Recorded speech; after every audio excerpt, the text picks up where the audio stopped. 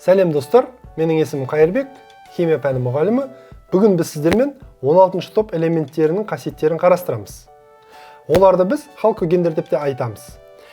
Ең бірінші атом радиусына келетін болсақ, галогендердің қасиеттерін айтып өткендей, бұл жерде де топ бойынша төменге қарай қасиеттер дәл сондай заңдылықпен түсіндіруге болады. Яғни атом радиусы төменге қарай өседі. Селеннің атом радиусын өздеріңіз болжап көрсеңіздер,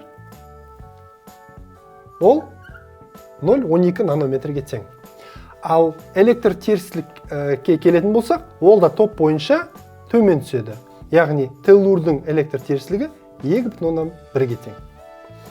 Агрегаттық күйлері газдан төменге қарай қатты бола бастайды. Яғни молекулалардың молекула аралық байланыстары күшейе түседі. Оттек бізде молекула екі атомнан тұрады.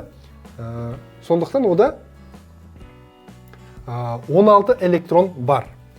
Осы 16 электрондардың арасында басқа да молекулалармен төмен молекулааралық күштер пайда болады. Ал күкірт бізде қатты зат.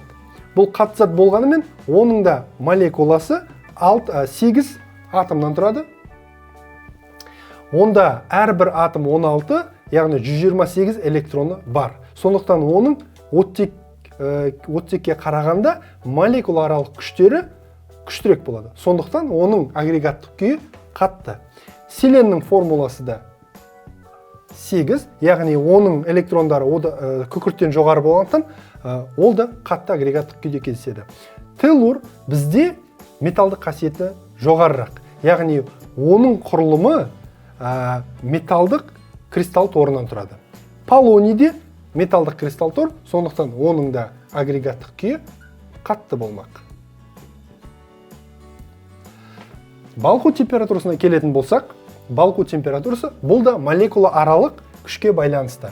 Яғни оттектің молекула аралық күштері төмен болғандықтан минус 219 градус Цельсий бойынша, күкірттің молекула аралық күштері мықты болғандықтан, оның балқу температурасы 113 Цельсий бойынша градусқа тең. Ал селендікі одан жоғары 221, теллурдікі 450, алайда полонийдікі бізде заңдылыққа бағынбай тұр. Балқу температурасының бұл басқа да түсіндіретін заңдылықтары бар. Біз бұл жерде полонийге бір ерекшелік белгісін қоямыз. Келесі тоқ өткізгіштік. Бұл оттектен төменге қарай тоқ өткізу қасиеті жоғарылайды. Себебі оттек пен күкірт екеуін алатын болсақ, бұл жерде жай молекулалар, яғни оларда зарядталған бөлшектер жоқ, және олар қозғалмайды.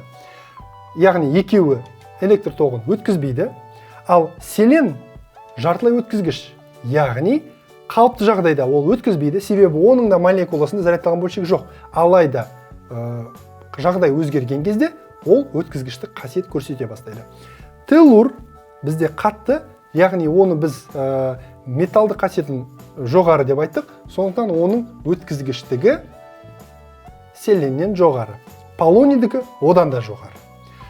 Бейметалдық және металдық қасиеттерін салыстыратын болсақ, оттек бізде күшті бейметалл, күкірт бізде бейметалл, бірақ бейметалдық қасиеті оттектен төмен, себебі оттектің электр терістілігі жоғары күкіртке қарағанда, және оның басқа атомдардан электронды алу қабілеті жоғары. Сондықтан оның бейметалдық қасиеті де түсіндіріледі.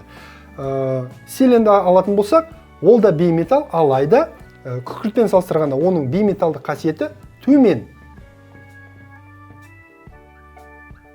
Ал теллур оның бейметалдық қасиетіне қарағанда металдық қасиеті басым болып келеді. Сондықтан біз оған металл деп айтамыз. Полоний ол металл. Түсіне келетін болсақ, галогендердікі айтқан секілді бізде ашықтан қою түстерге өзгеріп жатыр. Яғни оттек бізде түссіз газ, күкірт бізде сары қатты кристалл, селен бізде қызыл түсті кристалл, теллур мен полоний сұр кристалдар. Яғни осы кестеде біз 16 топ элементтерінің барлық физикалық қасиеттерін қарастырып өттік. Енді біз химиялық қасиеттерін қарастырсақ. Ал енді 16-шы топ элементтерінің химиялық қасиеттерін қарастырсақ.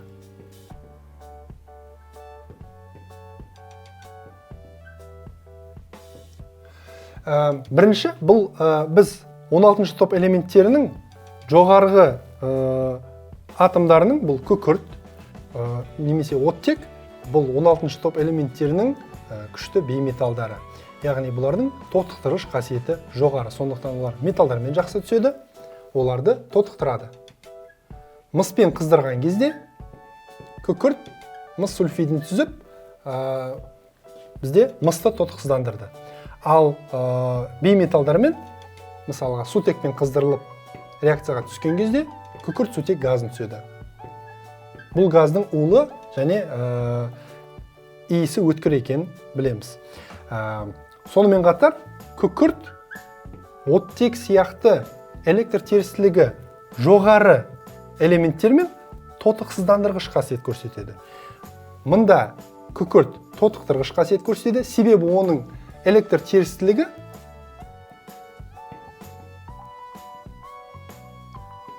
мыстан жоғары.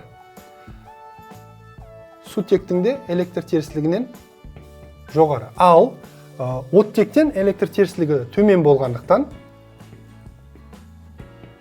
электр терістілігі жоғары атомдармен ол тотықсыздандырғыш қасиет көрсетіп, өзі тотығады және күкірт диоксидін түзеді.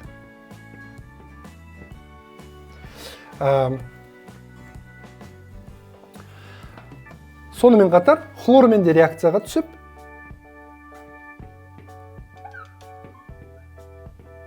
күкірт тетрахлориді түзіледі. Яғни бұл жерде күкірттің тотықтырғыш қасиеті және тотықсыздандырғыш қасиеті байқалады. Ал енді күкірттің әртүрлі аллотропиялық түр өзгерістерін қарастыратын болсақ.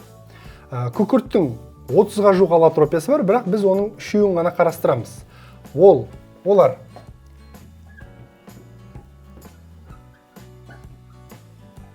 кристалды аллотропиясының 2 түрі бар. Ол ромбтық және моноклинді. Олардың молекулалық формулалары екеуінің де S8.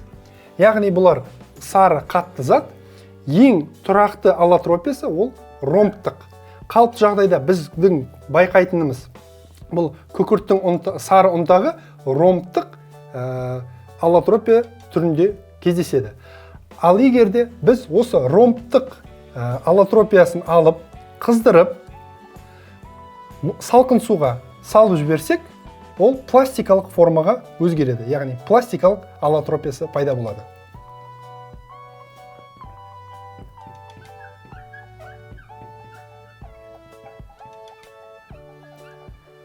Екеуінің пішіндерін салыстыратын болсақ, кристалдар, ромб және моноклинді, бұлар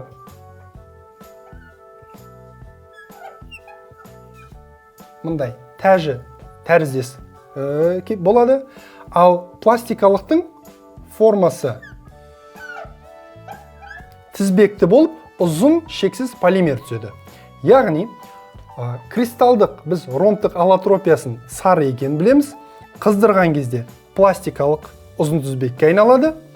Мына жердегі тізбек үзіледі. Ал осы пластикалықты біз суытып қоятын болсақ, біраз уақыттан кейін ол моноклинді формаға айналады. Оның де түсі сары, бірақ моноклинді бізде тұрақсыз болғандықтан моноклинді аллотропиясы біраз уақыттан кейін қайтадан ромбтық аллотропияға өзгеріп, өзінің тұрақтылығын сақтайды. Сонымен біз бүгін 16-шы топ элементтерінің физикалық қасиеттерін қарастырдық, химиялық қасиеттерін қарастырдық. Оның ішінде күкірттің тотықтырғыш және тотықсыздандырғыш қасиеттерінің бар екенін көрдік, және күкірттің бірнеше аллотропиялық түр өзгерістерін қарастырдық. Оның бір формадан екінші формаға ауысатынын байқадық. Осымен біздің бүгінгі тақырыбымыз аяқталды. сұрақтарыңыз болса, видеоның астына жазсаңыздар, мен міндетті түрде жауап беремін. Сау болыңыздар.